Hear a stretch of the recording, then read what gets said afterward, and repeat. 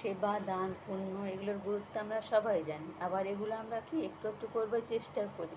কিন্তু সেবা মানে যে সবসময় প্রচুর টাকা পয়সা থাকতে হবে, হসপিটাল বানিয়ে দিতে হবে, চ্যারিটি করতে হবে, তা তো নয়। সেবার পরিধি অনেক বড়, বিশাল পরিধি।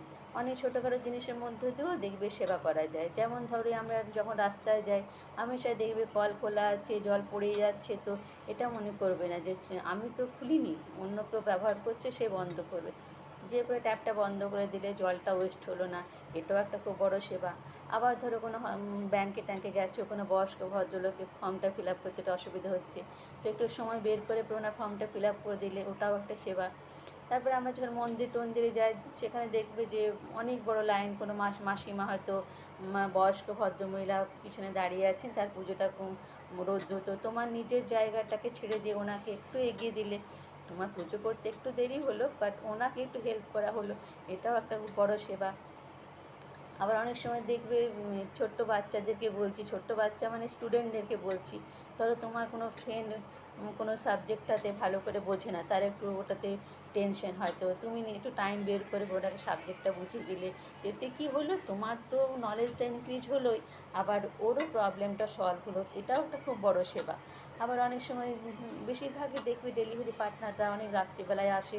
আমি পার্সোনালি আমার কথা বলছি, আমরা যেমন থার্ড ফ্লোরে থাকি, তো সেই সময় যদি আসি, যখন ওরা আসবে তখন এতগুলো লিফট নেই, যেহেতু লিফট নেই, তো একটু নিচে নিয়ে গিয়ে পরে নিজের পার্সেলটা বা ডেলিভারিটা নিজে একটু রিসিভ করলে, ওনাকে অতগুলো সিঁড়ি উঠতে হলো না, ওনার কষ্টটা তো বরাবরের জন্য কমানো যাবে না, সাময়িক একটুখানি হেল্প করা হলো, তো ওটা একটা খুব বড় সেবা।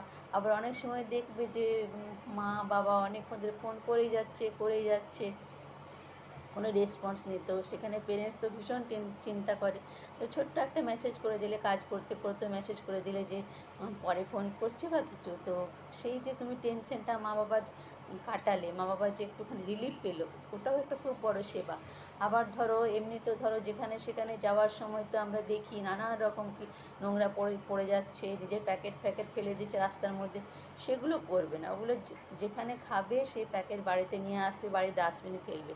তো এই ছোট্টখাটো জিনিসগুলো একটু ফলো করবে, তো দেখবে এটাতে মনও ভালো থাকবে। আর এই যে আমরা সবার মধ্যে ছোটোখাটো কাজের মধ্যে যে ব্লেসিংসগুলো পাই, ওগুলো তো আমাদেরকে আমাদেরই যখন আমরা প্রবলেম থাকি, যখন কোনো কিছু কাজ দেয় না, তখন ওই ব্লেসিংসগুলো আমাদেরকে প্রবলেম থেকে বের করে নিয়ে আসে। তো আবার এই যে আমি এতক্ষণ ধরে এত কথা বলে যাচ্ছি, তোমাদেরকে ডিস্টার্ব করছি, যদি একটুখানি আমার কথার সাথে তোমরা একটু রিলেট করতে পারো, কানেক্ট করতে পারো, তো প্লিজ কমেন্ট করো, আর যদি একটু ভালো লেগে থাকে তাহলে শেয়ার করো, তো এটাও একটা খুব বড় সেবা। তো যাই হোক, সবাই খুব ভালো থেকো।